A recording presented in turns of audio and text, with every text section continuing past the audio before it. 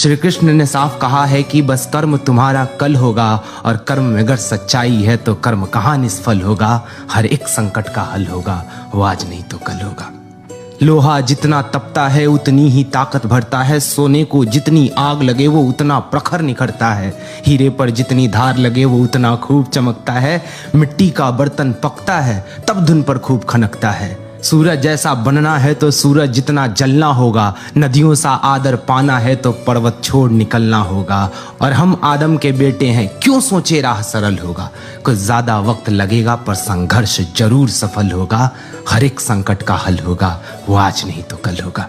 पक्षपात तो मैं सदा ही करता हूँ बड़े भैया। जो मेरी शरण में आता है उसका रक्षण करने का वचन तो मैंने समय के आरंभ से दिया। सभी को समान दृष्टि से ही देखता हूँ दाऊ। धर्मी को उसका उचित फल और अधर्मी को दंड देता, भेदभाव नहीं करता। तुम्हारा अधिकार तो केवल कर्म करने का है, फल तो ईश्वर के हाथ में। इसलिए ना कर्म से भागना उचित है और ना ही कर्म के फल की आशा रखना उचित है। वास्तव में मेरे पास ऐसी कोई विशेष शक्ति है ही नहीं जो ईश्वर ने अन्य किसी को ना दी। ईश्वर पक्षपात नहीं करते। सृष्टि में सब पर्याप्त शक्ति लेकर ही जन्म लेते, किंतु भय, मोह, लालसा जैसे कारण मनुष्य को प्रयास करने से रोकते हैं। और जो प्रयास ही नहीं करता वो सफल किस प्रकार हो सकता है वत्स?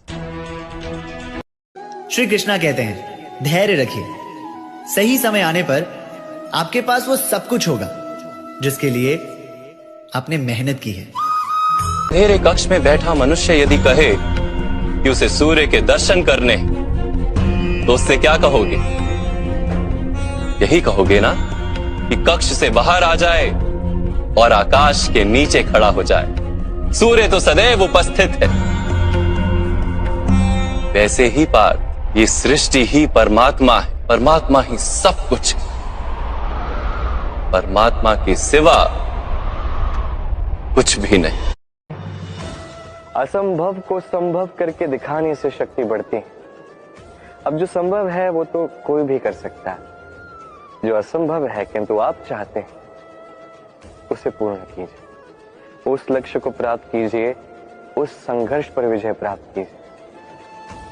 प्रयास तो करके देखिए। इन प्रयासों से ही शक्ति बढ़ती है, और जब ये शक्ति एक उच्च स्तर पर पहुंच जाएगी तो असंभव को संभव आप ही करके दिखाएंगे। तो प्रयास जीवन में करते जाइए और मेरे साथ प्रेम से कहिए, राधे राधे। बीता कल आपके सोच विचार करने से बदलने नहीं वाला, और भविष्य के विषय में सोच विचार करके यदि आप अपना वर्तमान नष्ट कर देते हैं तो आपका भविष्य भी बीते कल की भांति ही होगा। इसलिए आज के विषय में सोचिए, उसे उत्तम बनाएं।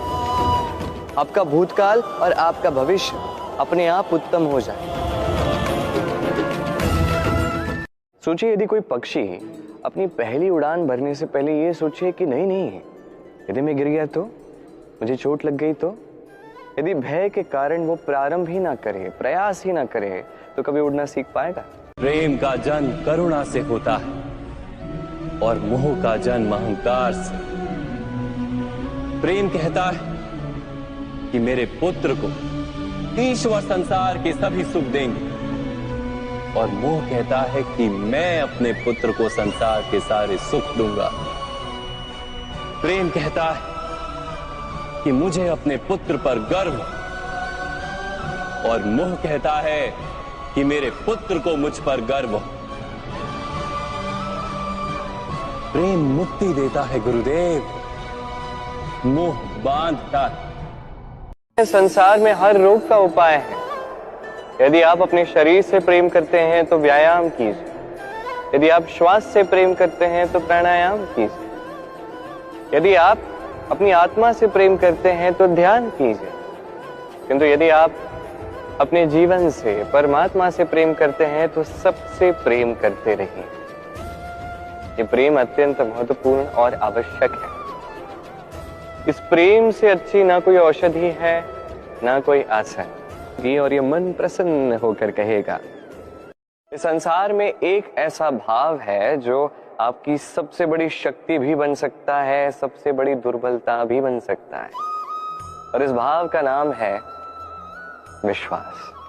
ये विश्वास इतना शक्तिशाली है कि संसार की सबसे शक्तिशाली बेड़ियां भी इसे बांध के नहीं रख सकते, सबसे बड़ी दीवार भी इसे रोक नहीं सकते। ये सर्वशक्तिशाली विश्वास आपके लिए घातक कब सिद्ध होता है? जब आप दूसरों पर विश्वास करते हैं, किंतु इतना विश्वास करते हैं कि उसमें आप स्वयं को हीन बना देते हैं। आपका जीवन बस दूसरों पर आधारित हो जाता है, निर्भर हो जाता है। विश्वास कीजिए, किंतु सर्वप्रथम स्वयं पर विश्वास कीजिए, तभी यह विश्वास आपके लिए शक्ति बनेगा। तभी यही विश्वास आपको बल, संपत्ति, ज्ञान, मित्र, सब कुछ। कभी कभी कोई घटना मनुष्य के जीवन की सारी योजनाओं को तोड़ देती और मनुष्य उस आघात को अपने जीवन का केंद्र मान लेता। पर क्या भविष्य मनुष्य की योजनाओं के आधार पर निर्मित होते हैं? नहीं। जब मनुष्य जीवन में किसी एक चुनौती को, एक अवरोध को अपने जीवन का केंद्र मान लेता है, अपने जीवन की गति को ही रोक देता है, तो वो अपने जीवन में सफल नहीं बन पाता और ना ही सुख और शांति प्राप्त कर पाता। अर्थात जीवन को अपने योग्य बनाने के बदले स्वयं अपने को जीवन के योग्य बनाना ही सफलता और सुख का एकमात्र मार्ग नहीं। धर्म के 5 आधार होते हैं: ज्ञान, प्रेम, न्याय, समर्पण और धीरज। तुमने मुझसे पूछा था ना द्रौपदी कि तुम्हारा जन्म क्यों हुआ? तुम्हारा जन्म इन 5 आधारों को प्राप्त करने के लिए हुआ है।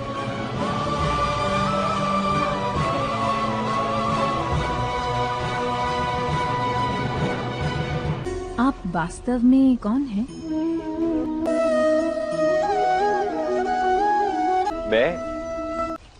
मैं तो गायों का रखवाला हूँ। मेरे मित्र मुझे गोविंद कहते हैं। 2 आंखें दी हैं देखने के लिए, 2 कान दिए हैं सुनने के लिए, नथुने भी 2 हाथ दिए हैं दोहरा परिश्रम करने के लिए, किंतु जीव केवल 1। उस पर भी नुकीले बलिष्ठ दांत दिए हैं उनकी रक्षा के लिए। कभी सोचा है क्यों?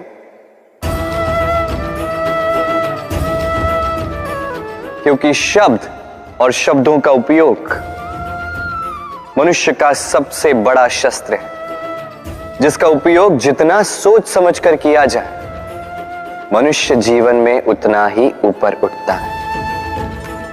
तो समझे ना? देखो, सुनो, समझो अधिक, बोलो कम। कि भिन्न भिन्न लोग एक ही स्थिति में भिन्न भिन्न परामर्श देते हैं। मंदिर में खड़ा भक्त कहता है कि दान करना चाहिए, और चोर कहता है यदि अवसर मिले तो इस मूर्ति के श्रृंगार चुरा। धर्म से भरा हृदय धर्ममय सुझाव देता है, और अधर्म से भरा हृदय अधर्म का परामर्श देता है। धर्ममय सुझाव का स्वीकार ही मनुष्य को सुख की ओर ले जाता है, किंतु ऐसे परामर्श का स्वीकार करना तभी संभव होता है जब हृदय में धर्म हो।